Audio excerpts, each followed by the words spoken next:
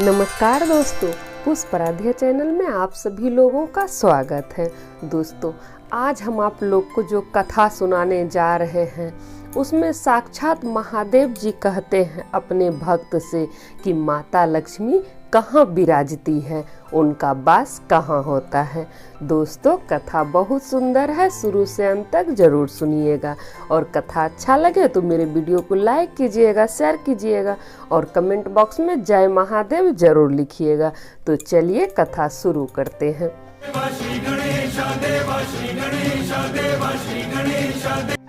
एक बार महादेव जी माता पार्वती के संग बैठे हुए थे। उसी समय भगवान विष्णु जी और माता लक्ष्मी भी आई। चारों आपस में बातचीत कर रहे थे, जैसे हम लोग धरती पे बातचीत करते हैं ना अपना सगा संबंधी के साथ, अपने मित्रगण के साथ, उसी तरह ऊपर भी यही सब होता है।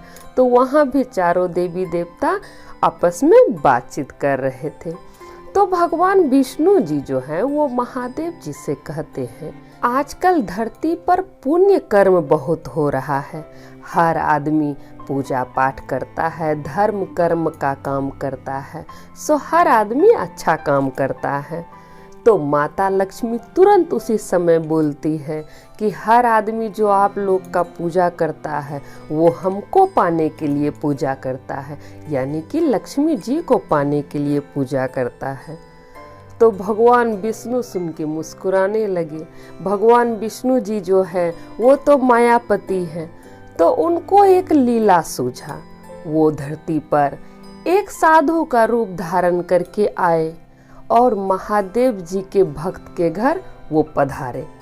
जब वहाँ पधारे तो वो बोलते हैं, भगवान विष्णु जी जो साधु जी के रूप में थे, कि हम तुम्हारे घर में भागवत गीता का पाठ करना चाहते हैं, भजन कीर्तन करना चाहते हैं।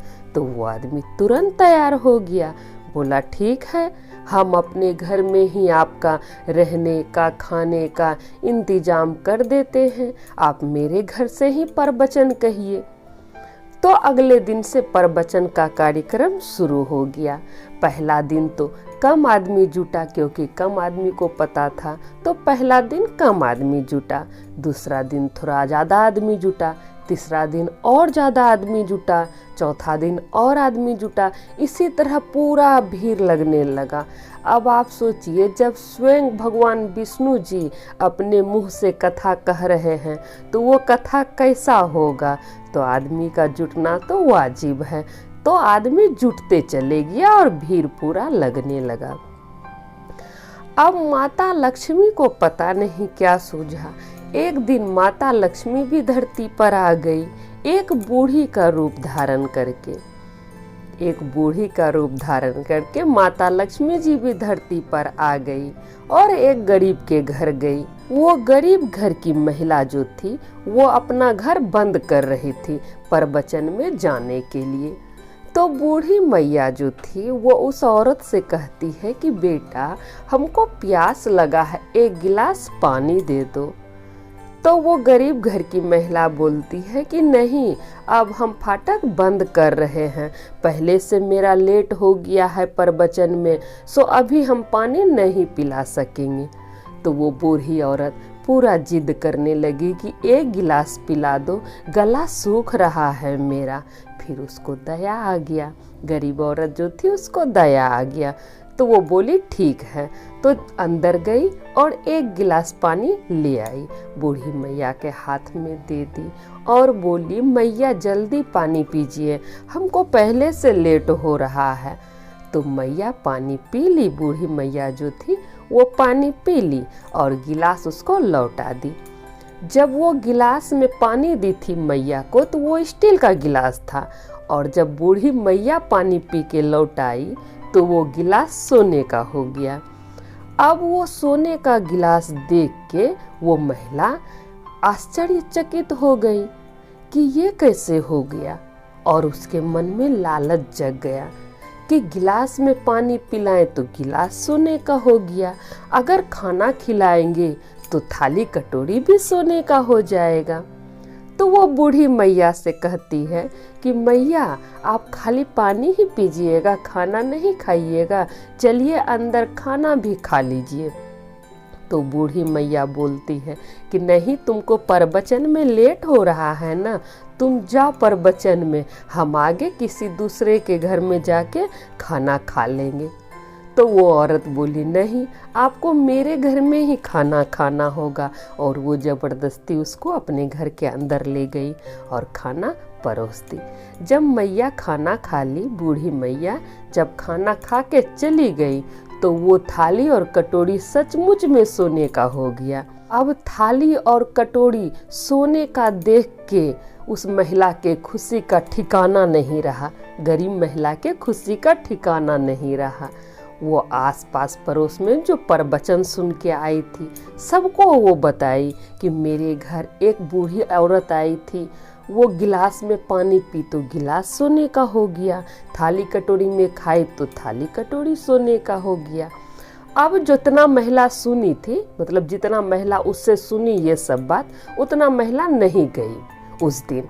सबको लगा कि हो सकता है मेरे घर आ जाए, मेरा भी गिलास कटोरी सोने का हो जाएगा, थाली सोने का हो जाएगा। इसी तरह बात फैलते चले गया। जैसे बात फैलते चले गया वहाँ भीड़ कम होते चले गया। अब ज़्यादा से ज़्यादा आदमी अपने घर में ही रहने लगा। अब सबको लगा कि पता नहीं बूढ़ी मैया कब मेरे घर आ जाए, प्रवचन में जाएंगे तो वो लौट जाएगी, इसलिए आदमी कम होने लगा। धीरे धीरे बहुत आदमी कम हो गया। तो एक दिन जो है वो महादेव जी के जो भक्त थे उनको भी पता चला कि भीड़ क्यों कम हो रहा है, कि एक बूढ़ी महिला है जो सबके घर में पानी पीती है, खाना खाती है तो बर्तन सोने का हो जाता है। अब वो आदमी भी गया उस बूढ़ी औरत के पास, महादेव जी का जो भक्त था वो भी गया उस बूढ़ी औरत के पास और बोला कि मैया सबके घर आप आ रही हैं, मेरे घर आप क्यों नहीं आ रही हैं? हम तो भजन कीर्तन करवा रहे हैं, भागवत गीता का पाठ करवा रहे हैं, फिर भी आप मेरे घर में नहीं आ रही हैं।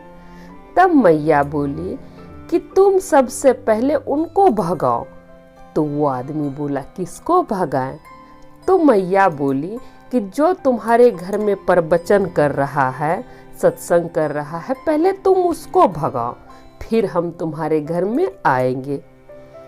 तो वो आदमी बोलता है इसमें कौन बड़ी बात है, अभी हम भगा देते हैं अपने घर से। तो वो आदमी जाता है और महात्मा को, जो साधु के रूप में आए थे भगवान जी, उनको जाके कहते हैं वो कि अब आप मेरे घर में कथा नहीं कहिएगा, हम आपका इंतजाम धर्मशाला में कर दिए हैं, वहीं आप रहिएगा, वहीं खाइएगा और वहीं पर कथा कहिएगा। सो अब हम अपना घर में कथा नहीं कहवाएंगे। माता लक्ष्मी उसी समय उसके घर में आ जाती है बूढ़ी के रूप में। तो जब भगवान विष्णु जी का नज़र पड़ता है माता लक्ष्मी पे, तो भगवान विष्णु जी समझ जाते हैं कि लक्ष्मी जी अपना चाल चल दी। उसी समय भगवान विष्णु जी जो साधु के रूप में थे वहाँ से अंतर ध्यान हो जाते हैं। जैसे विष्णु जी वहाँ से अंतर ध्यान होते हैं, उसी समय माता लक्ष्मी जी भी वहाँ से अंतर ध्यान हो जाती है। वो आदमी देखता रह जाता है, उसके समझ में कुछ नहीं आता है। तो वो महादेव जी से कहता है कि प्रभु क्या हो गया है? महात्मा भी अंतर ध्यान हो गए और बूढ़ी मैया भी अंतर ध्यान हो गई। तब महादेव जी प्रकट होते हैं और बोलते हैं कि तुमने साक्षात विष्णु जी का अपमान किया। तुम्हारे घर में भजन कीर्तन हो रहा था, पूजा पाठ हो रहा था, भागवत गीता का पाठ हो रहा था, तुमने उसको बंद करवा दिया। तो माता लक्ष्मी कैसे रहेगी? वो बूढ़ी औरत साक्षात माता लक्ष्मी का रूप थी। जिस घर में विष्णु जी का पूजा पाठ होता है वही मैया लक्ष्मी जी का वास होता है। तुमने अपमान किया तो माता लक्ष्मी तुम्हारे घर में कैसे रहेगी? तब उसको समझ में आता है कि उससे कितना बड़ा भूल हो गया। कोई भी पूजा पाठ, कोई भी भजन कीर्तन आधा अधूरा में बंद नहीं कराना चाहिए। जो भी शुरू कीजिए पूजा पाठ धर्म कर्म का काम, उसको शुरू कीजिए तो अंत भी अपने घर में ही कीजिए, तब उसको समझ में आता है ये बात। तो दोस्तों, कहानी कैसा लगा? आशा करते हैं अच्छा लगा होगा। तो सब बोलिए जय महादेव।